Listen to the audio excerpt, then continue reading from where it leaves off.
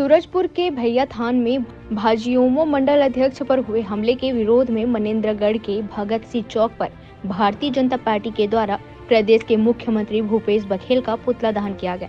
वहीं प्रदर्शन को देखते हुए भारी संख्या में पुलिस बल मौके पर तैनात रही।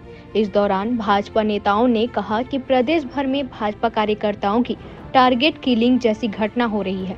इसके विरोध में आज प्रदेश के मुख्यमंत्री का पुतला दहन किया जा रहा है। हमारी मांग है कि दोषियों की जल्द से जल्द गिरफ्तारी हो और दोषियों के खिलाफ कार्यवाही की जाए।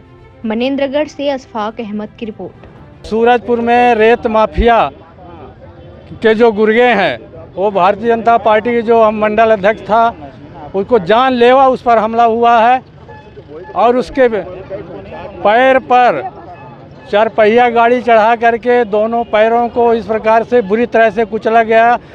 पैर पूरी तरह से छत बिछत हो गया और इस प्रकार की जो गुंडागर्दी पूरे छत्तीसगढ़ में चल रही है और उस पर शासन प्रशासन का कोई अंकुश नहीं है।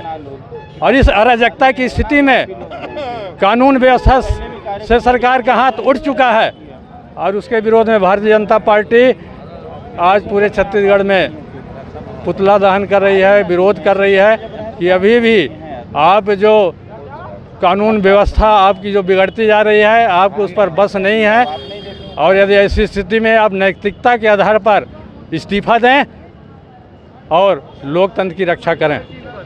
मंडल के तहत आज का यह पुतला दहन का कार्यक्रम किया जा रहा है।